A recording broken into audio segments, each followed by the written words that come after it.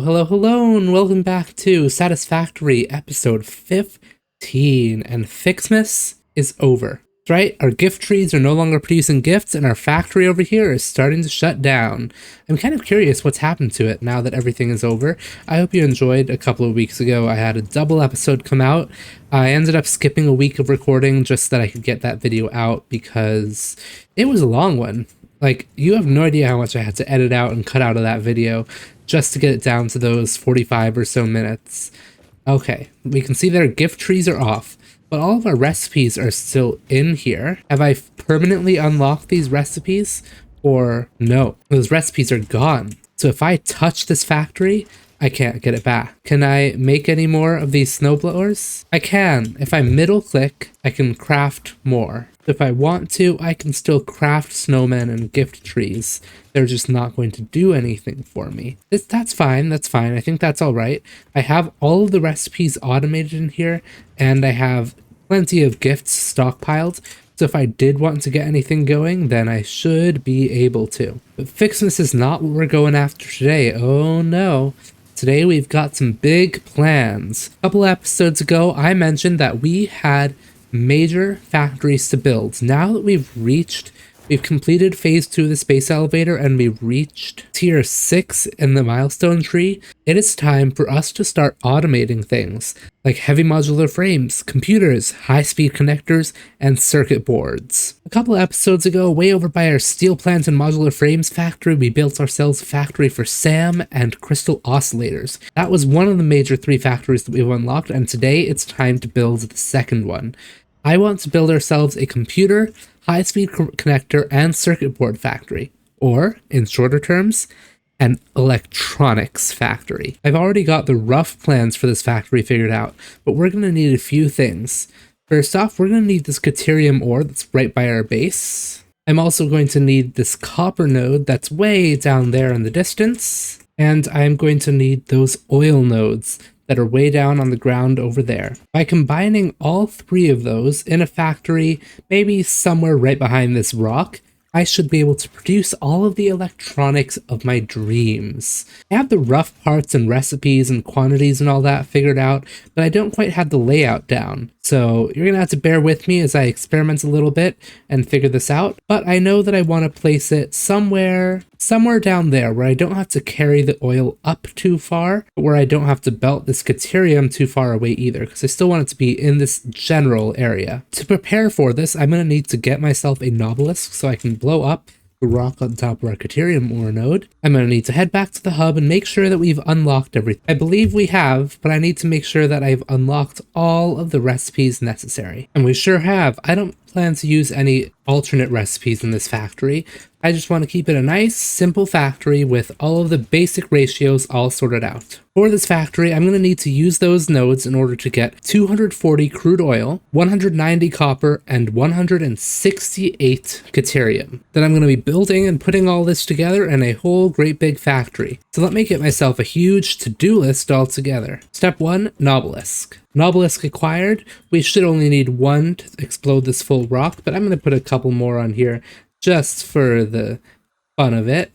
Toss this into the rock, and with the click of a button, we should be good to go.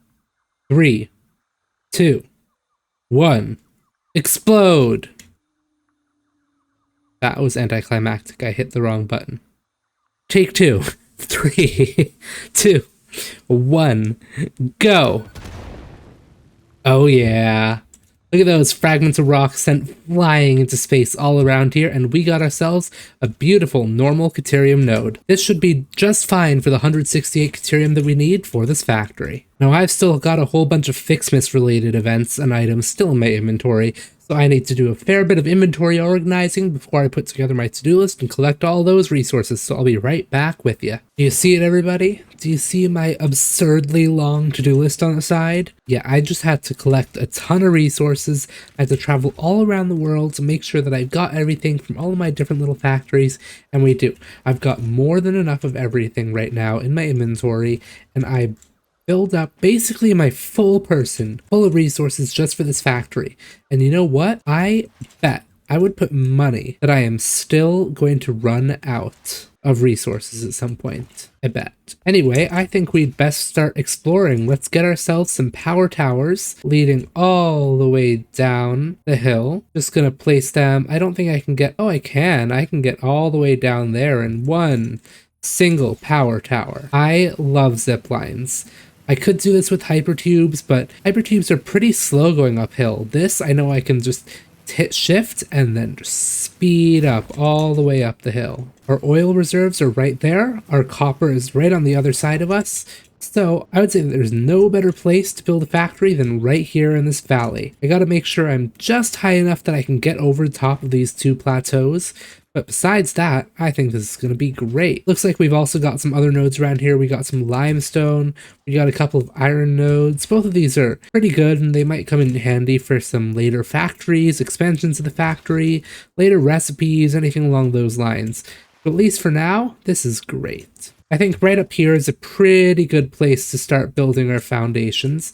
Make sure we're snapped to the local grid, and it's time to zoop. I just got a Steam achievement that says build 5,000 concrete foundations. You know, that's not a lot, but considering a lot of my time playing this game has been with achievements disabled, I will take it. The sound of foundation zooping is just one of the most fantastic things in the game to me. It's so satisfying, you always feel so accomplished by the end of it. Alright, it looks like we're currently sitting on an about 14 by 20 foundation platform, and I frankly don't know that it's going to be big enough for us to build our entire factory on. But it'll be a start for us. So let's get going. First things first, I want us to begin to build our circuit boards. We're going to be making 30 circuit boards per minute. And in order to do that, I'm going to need copper and plastic. But some of that plastic is also going to get diverted eventually to the computers. So I think we'll keep our circuit boards mostly off in this one corner, because we're going to be using copper sheets to make those circuit boards, plus a little bit of wire for cables and the high-speed connectors and computers, but that can come further down the line. Start off by getting a couple portable miners that we can make ourselves a miner Mark II, placing down that miner Mark II, and making sure that we have it overclocked enough that we can get ourselves 190 copper per minute. 6, 7. Placing down 7 smelters, each of which is going to be smelting 30 copper ingots, except for the last one, which is only going to be doing 10. And then, of course, as one does, placing down all the splitters and mergers coming in and out of these.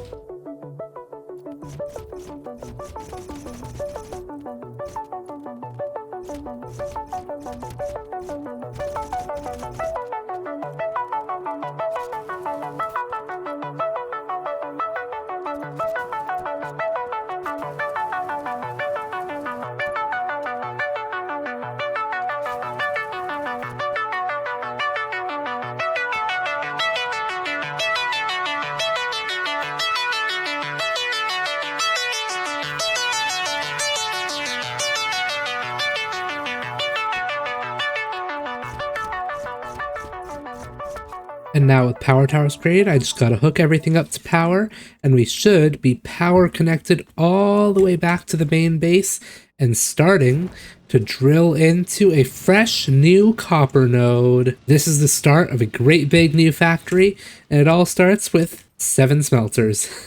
Oh, you'd love to see it. Now I've placed down 11 constructors, where I've set the first 6 of these to produce copper sheets, and the remainder will be producing wires, all of which will be doing the full 30 per minute, except for the last one, which is only going to be doing 20. This breakdown is going to give us a total of 60 copper sheets per minute and 140 wire per minute, with an input of the full 190 copper that we're outputting from here. Now, as before, let's connect up the mergers and splitters and hook it all up to power.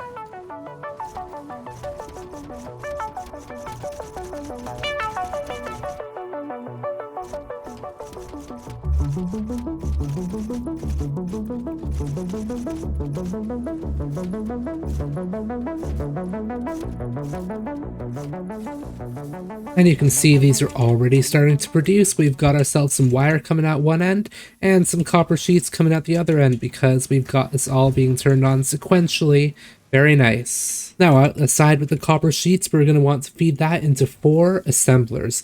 2 of those assemblers are going to be fed into storage, and that's where we'll output our circuit boards, and the other 2 of those assemblers will be split between the computers and high-speed connectors for their own outputs. Assembler 1, 2, 3, and 4, with each of these assemblers running at a full 100% to produce for us a total of 30 circuit boards per minute. 15 for our own uses, and 15 for others.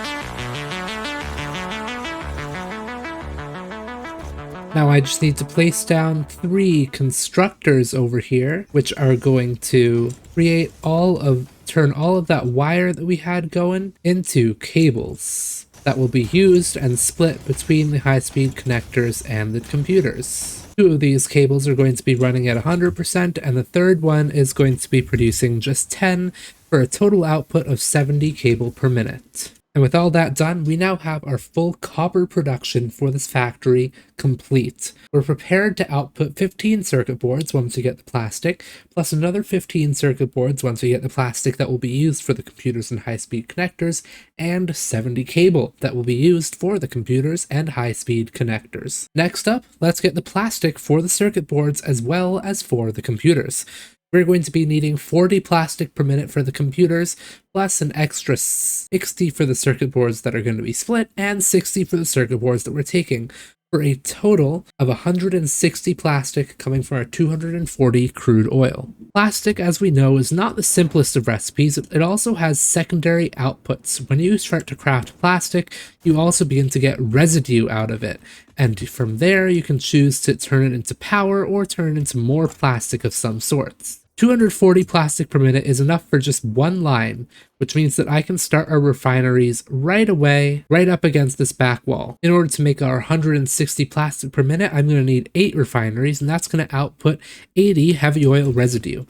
And that heavy oil residue could somewhat easily be turned into residual fuel, but I think right now I'd rather turn it into petroleum coke because that recipe works perfectly, and we then get 240 petroleum coke per minute. Let's place down our 8 refineries. 1, 2, 3, 4, 5, 6, and I think I want to extend our foundations out on the other side rather than encroaching past this middle line, so that we get our 7 and our 8. And we're going to want to set all 8 of these refineries to output plain old plastic. Now let's get these inputs and outputs connected, hook it up to power, and I'll be back with you before we connect it to the proper crude oil sources.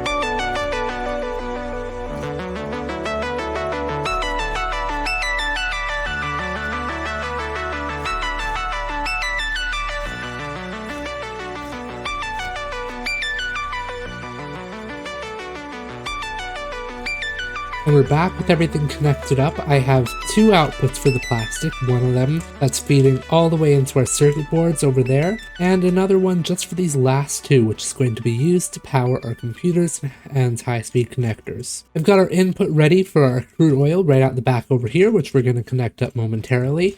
And out the other side, all of our heavy oil residue is being fed into these two refineries, both of which are producing petroleum coke for us. And that petroleum coke is then merged up and then split in between 10 coal generators. The last coal generator is set to 60%, producing 45 megawatts, while all the rest are running at 100%, producing 75 megawatts each. To feed this, we're going to need 3.6 water extractors.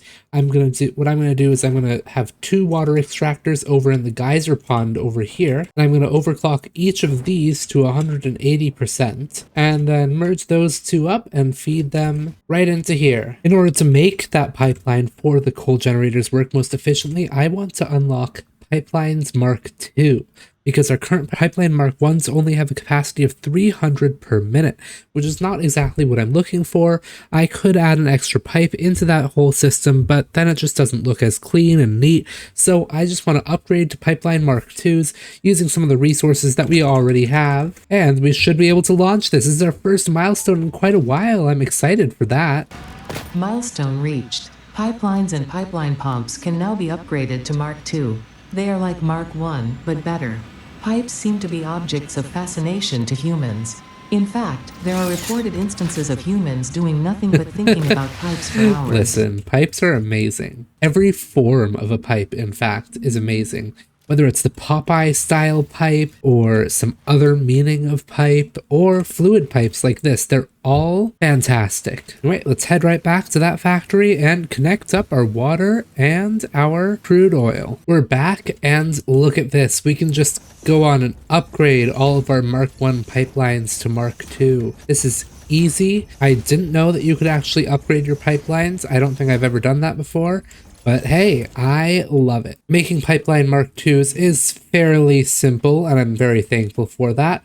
All it requires is an extra piece of plastic for all the pipes that you're creating. Now let's just take these Pipeline Mark IIs and run them towards this geyser area. And this water is fairly shallow, but we do have just enough depth to be able to place a couple of water extractors in here. With some careful precision, of course. And there I go. I got my 2 generators both placed down. And now it's just as easy as hooking them both up to power, looping this whole system back in, and we should begin to produce all of the water that we need for our new coal generators. Then it's a matter of connecting up our crude oil down here, which will require oil extractors. Let's just see the rates of each of these. We got a normal, as well as an impure, and I believe over here we have an impure. Now we need 240 per minute, which means that those 2 normal nodes should do us just about perfectly. Let's place down oil extractors on this one and this one. Sorry to our little friend over here, but I think he might get dwarfed just a little bit. Hey, get out of my pipeline area. Thank you. And now with those connected up, I have the power line right here, and it should be as simple as bringing these pipelines straight up,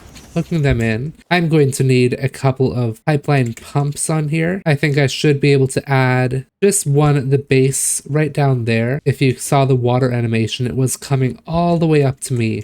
So hopefully that works out just fine for us. And if it doesn't, we can always add a second pipe. But now that we have those crude oil connected, we have the water connected, we have all of these systems set up, it should just be a matter of connecting up these power lines. And with that said and done, we should now be producing the crude oil that we need to get our entire plastic side of the factory done. To recap once again, we're using 240 crude oil to turn into 160 plastic through 8 refineries. Those 8 refineries are each producing 10 residue for a total of 80 residue, which we're turning into 240 petroleum coke and feeding into 9.6 coal generators to produce ourselves a whole bunch of power. Of that 160 plastic that is coming out of those 8 refineries, 6 of those refineries, or 120 plastic, is being fed right into our circuit boards, while 2 of those refineries, 40 plastic, is going to be fed into our computers. With this done, we've now covered two of our major resources, the copper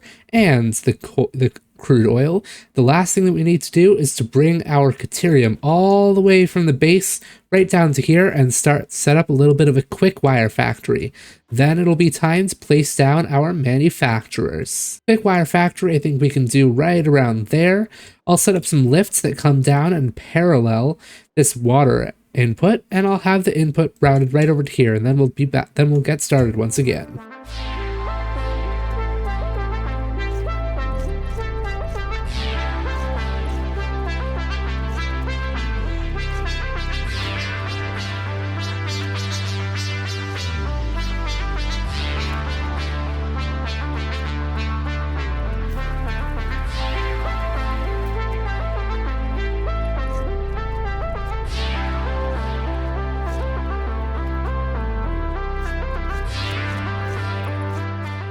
Okay, as you saw, I set up a miner up there, and that miner has to be producing exactly 168 Caterium. That's 140% on a normal node that I've overclocked, or your node will do you just fine. Our Caterium is coming down this lift system that we got down the cliff over here, then it's following along the path of the water, feeding right into these smelters. I have 4 smelters set up. 3 of them are running at 100%, and 1 of them is producing 11 per minute, which is 73.33333%.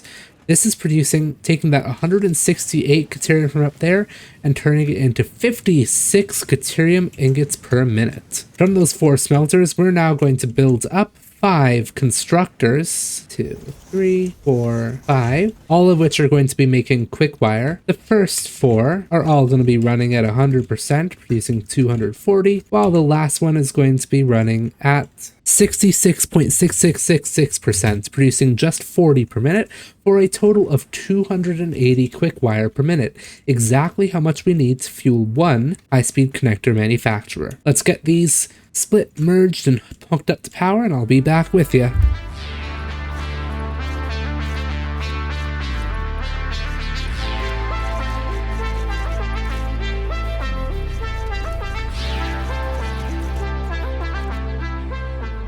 Now with that done, that's the easiest part of our factory, besides maybe the whole input process.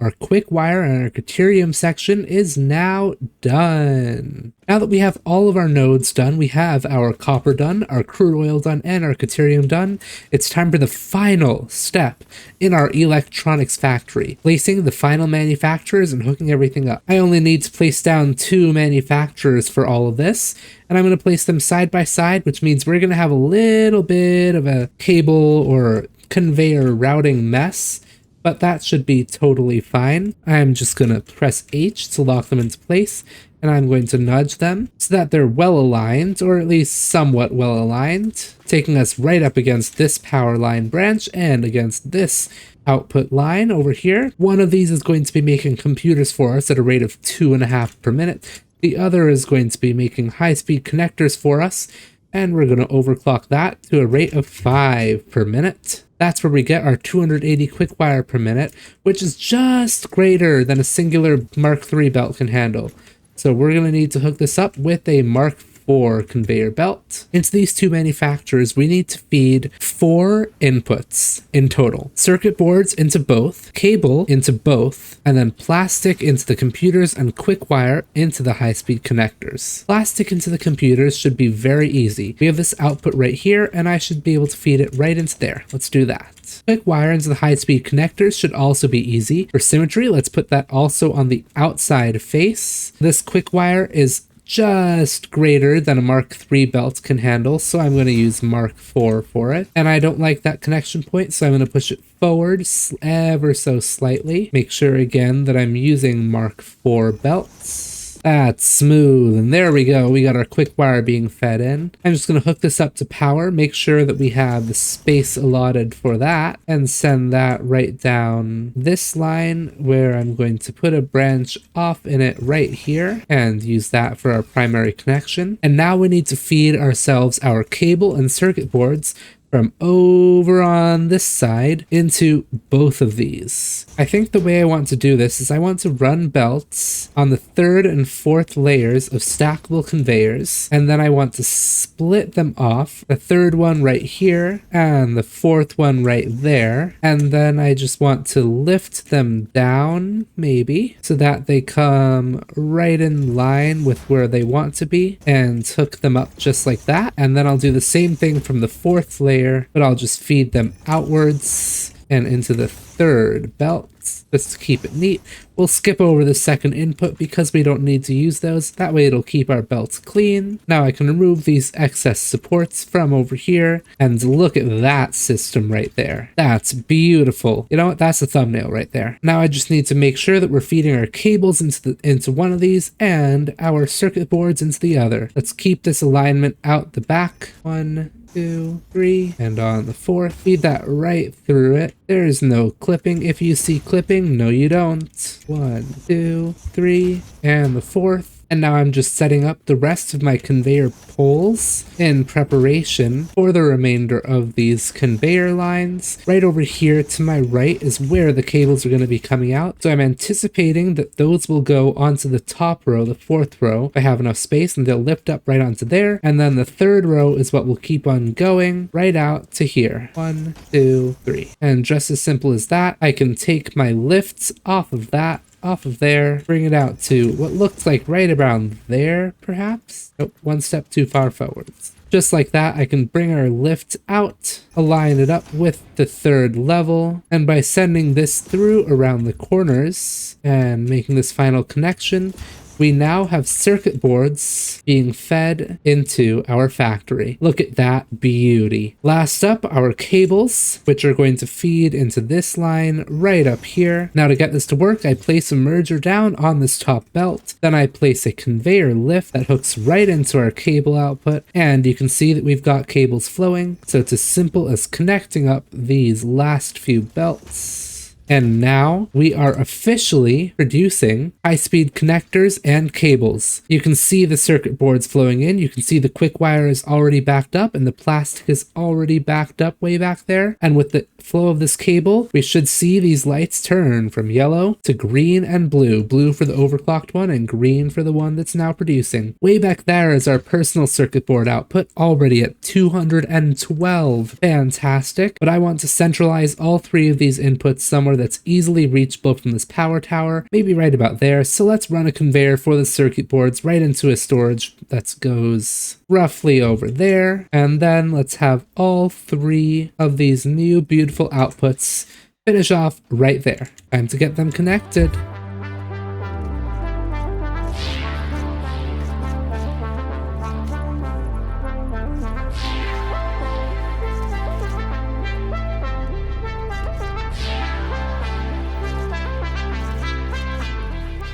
Ooh, I'm out of steel beams. Right now, of all times, I'm about to connect up our final output. Okay, I'll be right back. There we go, I'm back with the final steel beams. You see, I told you all that at some point I would run out of materials. I just didn't expect it to take this long.